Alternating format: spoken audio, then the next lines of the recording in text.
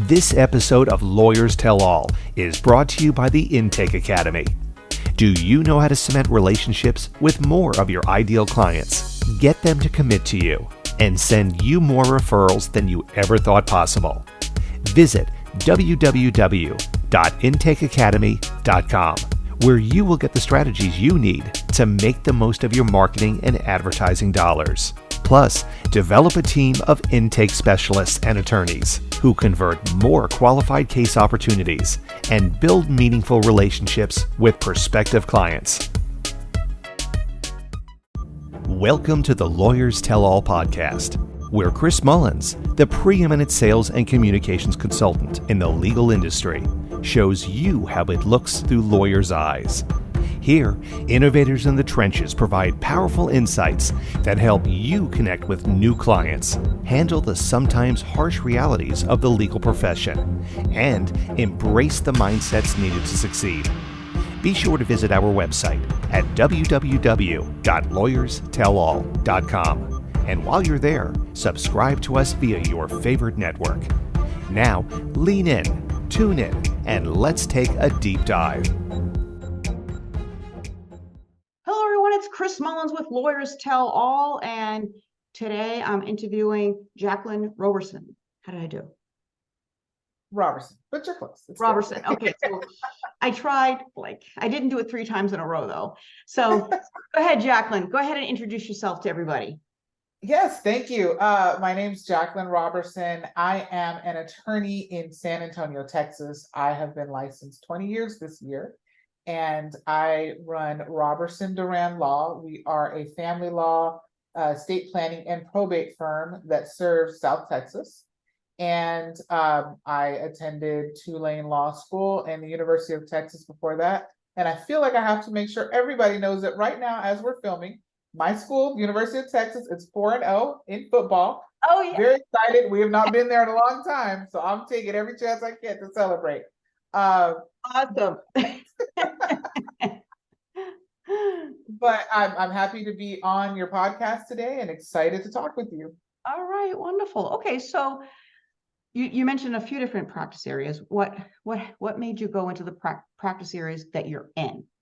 Okay, so basically, when I moved back home after I went to law school, came back home to study for the bar, and started applying for jobs. And at that point, I was really interested in being in the nonprofit space. And I came across an organization that served people who had family law matters, but really couldn't afford the big retainers to go out and hire attorneys, but they didn't qualify for legal aid. And so I started working with that organization, and that's what we did. We did family law, we did some estate planning, we did some probate. And so that's really just where I got my feet wet, and that's where I've been ever since.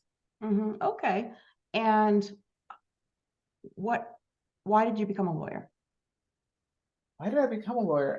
It's interesting because people ask me that. A lot of people tell stories that they always grew up wanting to be a lawyer. I did not. I was going to have my own magazine empire, and that was the plan. And went to college specifically for journalism.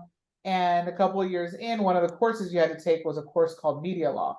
And so I started taking that, and I was like, oh, this is interesting. I just never thought about law as a profession. And so I told my mom, I said, hey, I think I want to go to law school. And she's like, okay. And basically studied for the LSAT and started applying to schools and went to law school. Yeah. Now, so you were interested in a magazine, having your own magazine, is that what you? Yes. What kind of magazine would it have been? Or what were you thinking about? It depended on the day. Definitely some kind of lifestyle magazine. My friends know that I'm very into pop culture, so probably something along those lines, pop culture and lifestyle. Okay. Do you have a magazine for your law firm? I do not. Maybe I need to get one. Maybe I need to start one. There you go. Those are my dreams. There you go. There you go. Excellent. Okay. So I'm going to look at my notes because there's certain questions I want to ask you. And one of the things I noticed in your bio that you said, it said that I'm passionate about helping families heal. So just elaborate a little bit on that. Yeah, of course. So in our fields of family law, but also estate planning and probate, we are often dealing with people who are in very stressful times in their lives, especially as it pertains to divorce or separations, and also death, probate. And so what I like is being able to take that, helping them to get to a new phase in their lives and to be able to heal, to be able to move on from the bad relationship they were in, or to be able to execute their parents' last wishes or something like that. And so that's what I mean by heal. I'm also a mediator. And so people will come to me with their cases. So maybe it'll be a divorce or a child custody case, and I will help mediate resolution. Resolution brings healing. And so that's always what I stay on is we're going to help you heal. We're going to help you move on to be able to move on to the next phase of your life and not be stuck in this moment that is not helpful for you or your family. Okay. So how many intake team members do you have? Intake team members. So right now we have our intake specialist, and he has actually been very helpful for us. And then I actually assist with the consultations. My partner and I, we both do the consultations. Okay. Okay, so how does it work at your firm? And the reason I'm asking is because, yes, most firms, they do, well, everybody says it differently, what they do in their departments and how they run them. So how do you run your departments? You've got intake, are they handling prospect calls and reception? Like who's doing what? Because I recently interviewed another attorney, and she was talking about how her process is not the same as most law firms, and she doesn't want the paralegals to have to worry about all the details with the clients. She has a completely different team that does that, whereas most firms would have the paralegals doing it. So I'm just curious, what's your structure? Right. So basically, we receive leads, and so those leads could come from word of mouth or our website, or they found us on Google, things like that. And so all of those leads are filtered through our intake specialist, who then basically, talks to people, vets them, and then schedules them for their consultation. And then the attorneys come in and we do the consultation. And then the intake specialist takes it back to discuss with them payment and to get them set up as clients. So then once they pay their retainer, then we have our law firm administrator. He takes over and he onboards them and introduces them to their legal team. And then the legal team takes over. So they're assigned lawyer and assigned paralegal. Okay, got it. Okay. And so the kind of law that you're in, and then the healing that you were talking about, like how you were defining it, how do you teach your team, like not just intake, everybody in the attorneys, to maintain kindness, the healing mindset, empathy, all the time? Right. So what we do in our firm is we do have a very client-centered approach, and we are sensitive to our clients' needs, and we're mindful of those things. We remind our team that a lot of these people are coming to us at the worst moment in their lives. Their spouse just passed away, or their spouse just left them, or they've been living with their children for 15 years, and now all of a sudden they're living in an apartment across town. And so, I remind them of that because we do have challenging communications at times with people, whether they are our clients or they are potential clients calling our firm, or opposing counsel, or the other side, the other party. A lot of times these people are talking to us under stress. They're very upset. They're angry. A lot of times what we're encountering is people don't like lawyers and they don't want to have to hire us. And now all of a sudden, there's a whole profession they can't stand and now they need us. So being mindful of that it's not personal.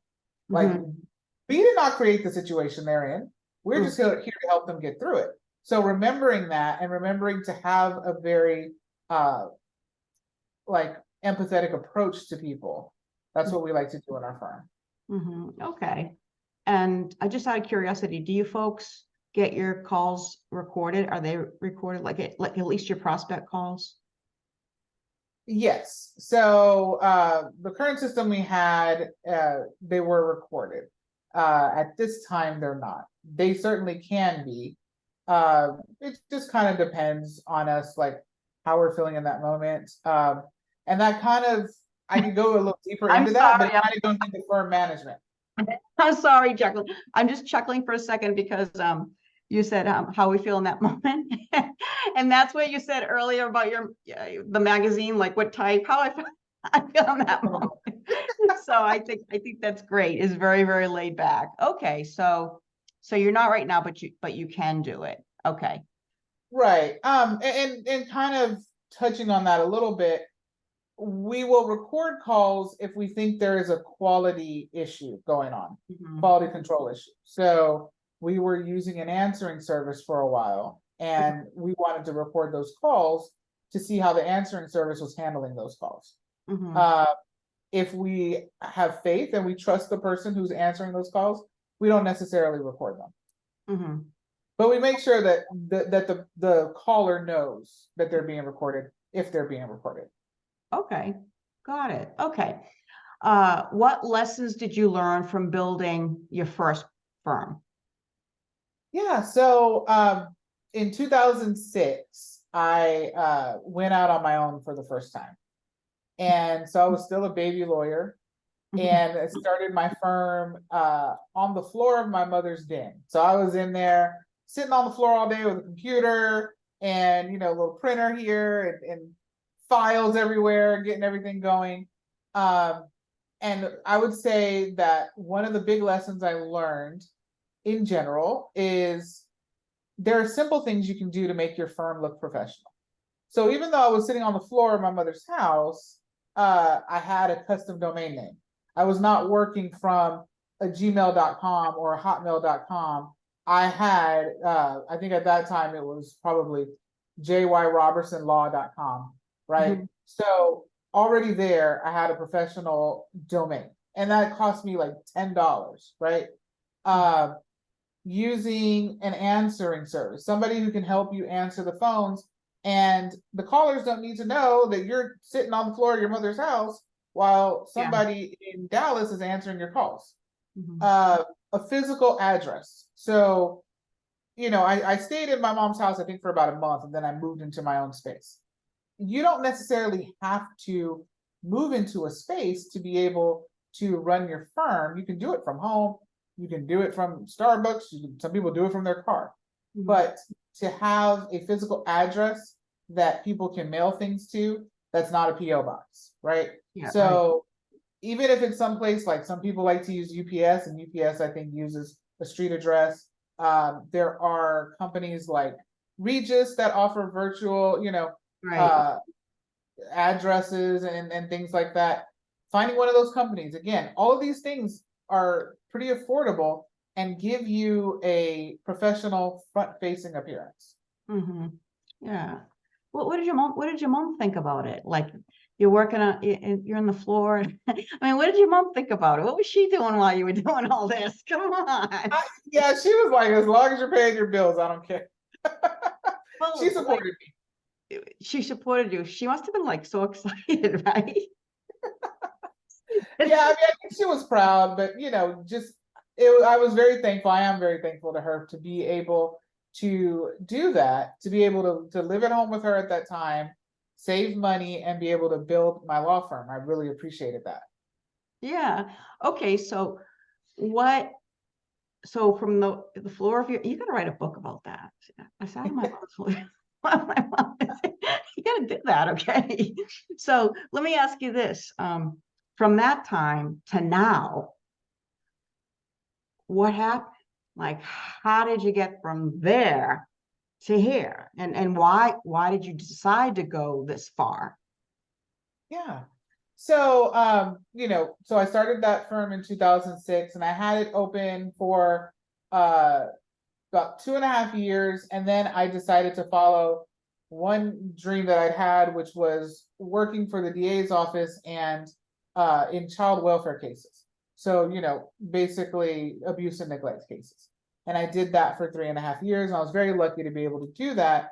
And then I decided, okay, I've done this. Let me go back out on my own. So I went back out on my own in 2011, and I just worked really hard to build the kind of firm that I wanted, to be able to have the freedoms that you can't have when you're working for someone else. And then in 2020, I ended up partnering with Laura Duran to create Roberson Duran Law. So Roberson Duran Law has been in business now for 3.5 years. Okay, well, that's awesome. That's excellent. And what about your culture? Like, what would you say, what would you say your culture is like? Like at our office culture? Yeah, like if you pretend you were interviewing me for a job and you would want me to know what it's like here, what the culture is like at your firm. Yeah, so the culture at our firm is, we also not only have empathy with our clients, but empathy within the office. We are not an office where we fight, we yell at each other. I mean, everybody has their moments, right? Especially when you're under a lot of stress. Maybe you have a deadline coming up or a very stressful case. But we are not the kind of law firm that is going to condone like violence in the office or making anyone feel very uncomfortable. I've noticed that people who came from maybe a different time period, they talk about, oh, well, in my firm when I was coming up, the lawyers used to throw things and they'd yell at you and scream at you and slam the door on you, and they'd make you work at 2 a.m. We don't do that. Your work hours are your work hours, and we're not going to call you at 10 o'clock on a Saturday night. It better be the emergency to end all emergencies, and we haven't had that one yet. So we are mindful and we are respectful of our employees and their time. We want, in our firm, we want everyone to get along, but we also respect the fact that, a lot of companies will say, oh, we're family. No, they've got family at home. We are their workplace and want to make sure that they enjoy themselves and they have a good time while they're here. But we also respect the fact they have a life outside of the firm. Yeah. And so like when you were talking, I was thinking about, I mean, this is work. You have your family. And I kind of think about working at the law firm, or really any job, really. It's a career. Like ideally it's a career for you, but that's where you're growing as a person, like obviously for yourself and then the firm. But even if you went somewhere else, it's lifelong learning. Like everything that you're absorbing, you're still learning like every day just by what you're doing. What do you think about that? Oh no, absolutely. I mean, you never stop learning. And I hope that at our firm, they feel that same way. I know I am a different person than I was in 2022, in 2021, so on and so forth. And I think you said that wonderfully. Like you are just learning and growing and changing. And if you're in a firm, if you're in a business that's not doing that for you, then it's not the place where you need to be. Right. You don't want to be stagnant. Right. Okay, so let me ask you this. What are some of the things that you folks do for your team? I mean, it can be anything. Do you have like weekly check-ins, daily check-ins? Do you go away every year? Like what do you folks do to kind of nurture your team? Yeah, so we are in constant communication with each other. So we are not fully in person. So we're a hybrid, virtual and in person. And so for example, we use Slack to communicate. And so communicating all day long on that. Phone calls, we have in-person lunches, and then also that's why we do a hybrid, so that we're not completely remote, so that people can come in and see each other, but then also just giving people a space to talk. Like, our employees, like I said, they have lives outside of the firm, and sometimes those lives impact them in work. And so if something's going on with them, giving them the space to talk, so that we listen to hear what's really going on. We try to acknowledge milestones for them outside of work. So if they have like a wedding anniversary or a birthday or something, we always make sure that we acknowledge those and we don't ignore them, because Yeah. that's part of their life and they want us to nurture their lives and be supportive of them. Right. Perfect. Okay. So Jaclyn, you are at a university and you are a professor and you've got your whole, all the students are there. What do you, and you're a law professor and you can teach anything that you want, anything. What are you going to say to these students? And you can teach them anything, like a particular topic or Anything. You're a law professor, they're all law students, and you can say whatever you want. You can teach them whatever you want. You don't have to go through the traditional way of, teaching. You can say something totally different. What would it be that you want them to know? Yeah, I think I would encourage professionalism. Because although I think professionalism has changed in the legal profession, I think we still have a long way to go. It used to be, when we first started practicing, the environment was very different than it is now. And we would talk about things like Rambo litigation and these attorneys who just come in and, I mean, like just bulldozers, and they flood you with paperwork and they're doing everything possible to just destroy the other side, right? And you've got younger attorneys who are coming in and that's just not how they operate. That's not their mindset. And so just really talking to new attorneys and people in school about professionalism, just being courteous, being kind. You can do all those things and still represent your client zealously, but you don't have to be ugly. You don't have to insult.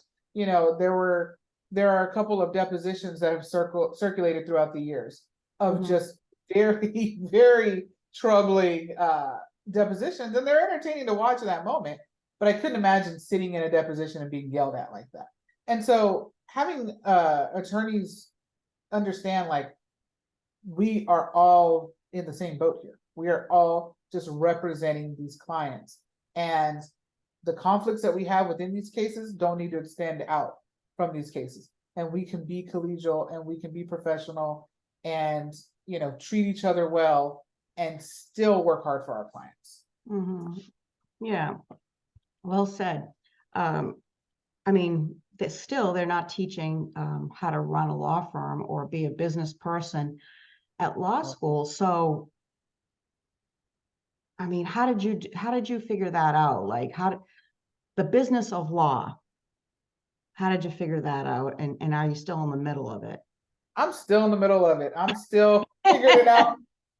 I took off yesterday to read a book on marketing. So good. I went down to the local library. I said, don't bother me. And I just sat there and read. So yeah, you don't learn how to run a business at all. And you just figure it out. When I first went out on my own, I was kind of nervous. And I had a friend, she was older, attorney, older than me at the time. And she said, you just have to do it. You just have to go out and just try. And if you make a mistake, you'll learn from the mistake and you'll never do it again. And so I said, okay. And I remember it was funny because she told me at the time, which should tell you what time period this was. She goes, look, all you got to do is make $1,000 a week. That's all you got to do. That's your goal. Okay. And I was like, okay. And so I went out. You were sitting on your mother's floor then. Exactly, right. So I could make $1,000 a week. And, but when she broke it down like that, and it was so small and it seemed so achievable, right? And so just breaking it down into chunks. You don't have to do everything all at once. You do not have to come out and be the biggest, flashiest firm in town. There's a firm in town, Thomas J. Henry, and it's personal injury. And I'm always in awe with their advertising, their whole marketing scheme. Everything is just so nice and flashy. And I'm like, that is so great. But nobody's coming out of law school doing that. That took him years to build, right? Right. And so that's something that you have to always remember is it takes a long time to get to that point. And that's okay. And you can get there in little chunks. So that's what, I did. Like I started out on my mom's floor and then I moved into an office space and it was just me and I was answering my own phones and reading my own faxes and sending out my own letters. And then Fax? What's a fax? right. A very ancient tool. I'm kidding. You know, and then I was like, gosh, I need an assistant. So I shared an assistant with 2 other attorneys. And then from there, it was like, I need a bigger space and I need a full-time assistant. And it just went on and on and on. And so now we're in a firm where I have a partner. We have a team of 7 full-time employees, 2 of counsel. And the goal is to just keep growing from there. You know, but it took time. It took those little chunks, those little chunks to get there. Yeah. The bite sizes, and I have to remember that on a regular basis. But it really can ease your mind when you just go, oh, wait a minute, it's just a chunk right now. Yeah. It just feels better. It feels a lot better. Okay, so why do you want to keep going? Why don't you want to stay the 7 people? Why do you want to keep going? You know, for a lot of reasons. One, having a bigger firm can allow us to help more people.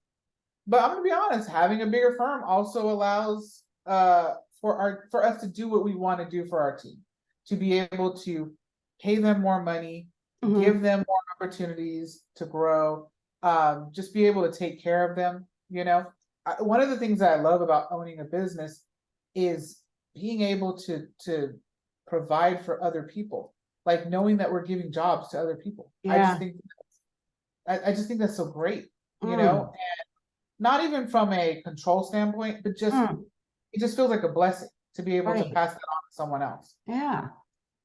Like, I mean, so I'm not being funny right now. So back when you were in your mom's, you know, on your mom's floor, who knew at that moment that you were going to be supplying careers to people? Yeah. Right? Who knew? Right. It's like amazing. Right? I was barely providing for myself at that point. Yourself too. I mean, that's like huge. Who knew? Okay, so you know how we all have our professional persona, right? But then we got the other side. So what would you want people to know about you, about the other side? Oh geez. Like how are you misunderstood ever? All the time. In my personal life, I am I'm very sarcastic. I joke around a lot, which sometimes can be good and sometimes can be to my detriment when people don't realize you know, when I am being serious. You know, I like to have fun. I like to laugh all the time. You know, and I think that's healthy. People, we need to laugh. We need to enjoy life and not take it so seriously. Okay, and that's all you're going to tell me? Okay, maybe another time. All right. Let's see what else we have here. I just want to make sure that we give everybody what they were hoping for. How do you determine what positions to fill at your firm? Yeah, so I think you have to look at your firm's needs. You know, every firm is different. And I'm a big fan of like, you are your own competition. You need to worry about your firm. You can't be worried about, you can always take ideas and things from the people around you, but you cannot just be cookie cutter and say, I'm going to do whatever you're doing. You need to look at your firm's needs. If your firm struggles with lead generation and conversion, then see if you can get someone in there. See if you can get in an intake specialist or sales rep or someone who can come in and like take control of that aspect. If you, as the attorney, you started this firm and you're kind of tired of running the show, bring in a law firm administrator who can come in and do all those things and be the liaison with your accountant and your bookkeeper and handle HR and all of these things, right? So you need to look at what your needs really are. If you have, and depends on your practice too, if you have a family law practice, you might say to yourself, okay, I need a lot of attorneys who can be in court. So you bring on a lot of those attorneys. If you maybe have an estate planning practice where you're like, oh, I can do all of the estate planning myself, but I need people to help me with the documents. Okay, then hire a lot of support staff, hire paralegals and your secretaries and make sure everybody's a notary. So you really just have to look at what your firm really needs, where you're lacking, and what things you don't want to do. Because I'm a big believer in, if you own a firm, fire yourself. Do not do everything. And say to yourself, what things can I take out of my hands and put in somebody else's hands? Because they're going to do a better job than you because they are focused on that one thing. I remember years ago, I needed to get to that place of having other coaches and not just me. Right. If I wanted to go to where I wanted to go, right? And so it took a bit to let go and go ahead and do that. But once I did it, everything was perfect. It was fine. Everything worked out. So yeah. What else would you like everybody to know about yourself? What are your last words for everybody? My last words. Yeah. So I think one thing that I really want to touch on, we talked about like what else, what should young lawyers know about building a practice and getting that firm that you want. Just some tips that have helped me through the years is don't rush to scale. We talked about little chunks, big chunks. You don't have to start out year one with a team of 20 people. You're not going to be able to sustain that. You can't afford them right now. You don't need that. Creating a business plan, sitting down and actually writing out your business plan. And if that means that you're hiring a coach to do that, great, wonderful, but get that business plan in place. And when you're a young lawyer, you've got a small firm, you don't have a lot of clients, now is the time to do all the things you will not do or get a chance to do when you're more established. So that means creating all your systems, your workflows, and your templates, all the things that you need to have your practice flow smoothly. Do it now. You know what you want your firm to look like, so aim for that look, aim for that goal, and create it now. Don't cut corners. I see so many people and I ask them, are you insured? Do you have a bookkeeper? You have an accountant? And then no. They're like, oh, that's too expensive. I can't do that. And it's like, okay, it's just going to burn you down the road later. Don't cut corners. Get your bookkeeper, get your accountant.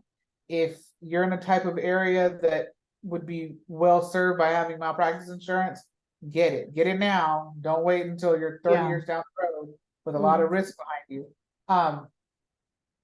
Get those things in place, but really build the firm today when you have the time to do it, and then use those steps to help you along the way.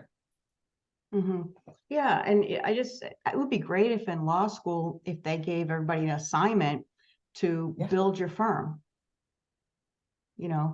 put it together, build it, outline it, the whole thing. And then that would learn a lot by doing that. Okay, so the last thing that I want to ask you is with regards to team members and drama and all of that. Yeah. So how do you handle those kinds of situations in the office? I mean, it doesn't sound like you have them anymore, but when you did have them, the reason I'm asking is what I notice a lot of attorneys, managing partners, CEOs do. They look the other way, stick their head in the sand, and they don't, it's like, oh my God, it'll go away. I don't want to deal with it, but it just keeps getting worse and worse and worse. And the longer they wait, right? So what do you do? Yeah. And I think that's one of those times where if you can, you have another employee of some kind. Maybe you have an HR department, your law firm administrator, your director of operations, someone who can come in and intervene. But you're right, you don't ignore it. You need to address it head on. If you see that you're having conflicts between two team members, sit down and talk with them, listen to them, like be an active listener, take in what they're telling you, and use that to try to help them through this.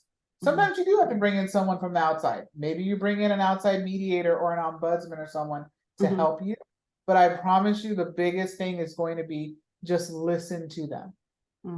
That's the root of so many conflicts, is that people don't feel like they're being listened to. And if you can do that for them, you can help solve so many problems. Perfect. Okay. So a couple of things that I'm just going to throw out to everybody that I recommend and to highlight of some of the things that Jaclyn said, always get your calls recorded. So obviously check the laws for recording calls in your state. But even if your team is amazing and great, the reason to do it is if your prospect calls, like if you're spending marketing dollars to get leads, then that's the only way you can protect it. That's the only way. It's like your marketing insurance policy is listen to the calls, so that when you listen and you hear how amazing your team is, you get to tell them, I don't know if you know you did this, but you did it, so keep going. But then when there's opportunities that get missed, because they always do, then you can guide them immediately. And so then you can convert more just by that. And the other thing is, if you listen to your call recordings, you can learn a lot about your team, your firm, your prospects, your clients, a ton more than you can even imagine. And then get help, like Jaclyn's saying. I think masterminds are great. So there's a lot of different ones out there. They're really high level, medium, low. So I would look into masterminds and networking. And the other thing too is, so like when you were talking about reading the book for Jaclyn about marketing, is when you work with a marketing agency to help you with marketing, they're really, it's like one-stop shopping. They can help you with how to build your law firm, not just about the leads. They get really involved. The really good ones get much more involved. So they become like a coach and a mentor and all of that. And you only went to them to generate leads. So, just think about that and what you can learn from moment to moment. But okay, so Jaclyn, anything else you want everybody to know? I just really appreciated being on here. I love actually what you just said about call recordings, because we had a situation in our office. I mentioned we were using an answering service, and they were recording the calls, and we would get messages that just didn't make any sense, and it didn't follow our call handling. We would be so confused, and every time we'd listen to the call and realize it was some kind of shortcoming with the answering service. Mm-hmm. And we just realized over time we can't continue with this answering service because it was literally impacting our business. Mm-hmm. And so, people talk about, like, you have to look at things, you have to measure things. You can't measure them if you don't know they exist. If you, like you said, if you're not recording your calls, you don't know what's happening in your calls. If you're looking at your firm, like maybe you're looking at lead generation, but you're not tracking where the leads are coming from, you're not measuring, and so you don't know where to change. You don't know where your marketing is working. So, always documenting and measuring really helps you to develop the things in your firm you need to go forward. Mm-hmm. Yeah, I mean, inspect what you expect every step of the way, all the time. And I mean, think about this too. I was just having this conversation with a client the other day. You're spending money on marketing, okay, and to generate leads, and you're getting the leads, but you don't have anybody after hours that you can trust on your team to convert and take care of those leads. And so when you think about it, you're sort of like saying, well, nobody needs help after 5. Nobody needs a law firm after 5 o'clock. So you just kind of want to like think about that a little bit, and how much does it cost to generate one lead? And then I think you have like 5 minutes to get back to somebody by phone before you lose them to a competitor. And I know it's 3 minutes for a chat. So keep that in mind. All right. Okay, Jaclyn, good? Yeah. Anything else? No, that's it. Awesome. Do you want to give everybody your contact information or your website or? Of course. So again, our firm is Roberson Duran Law. You can learn all about us at our website, rdfamilylawfirm.com. You can also find us on social media. We're on Facebook, Instagram, LinkedIn. They forced me to do TikTok. Oh, no way. Are you kidding? Oh, no. I will tell you though, we get the best response from TikTok and Reels, because being that I am a pop culture fiend, our social media team focuses on like celebrity divorces, and people love it. Like my friends will message me and they'll be like, "Oh my God, when are you going to talk about this or that?" and we get a lot of views just from any celebrity news. So, it's working out. Okay, are you on TikTok? You? Well, our firm is on TikTok under RD Family Law. Okay. And come and see us talk about celebrity news, and also we talk about estate planning, family law. So come check us out. Yeah, maybe you should do a little TikTok presentation. That's wonderful. All right, everyone. So long. Lawyers Tell All. Chris Mullins. We'll see you real soon. Bye-bye. Thank you for tuning in to Lawyers Tell All, where Chris Mullins takes you on a journey with lawyers in the trenches who show you the realities of what it takes to succeed in this chaotic, crowded, ever-changing profession. Remember to visit our website at www.lawyerstellall.com and enjoy even more great episodes like this one. Again, while you're here, subscribe to us via your favorite network. We look forward to seeing you next time on Lawyers Tell All.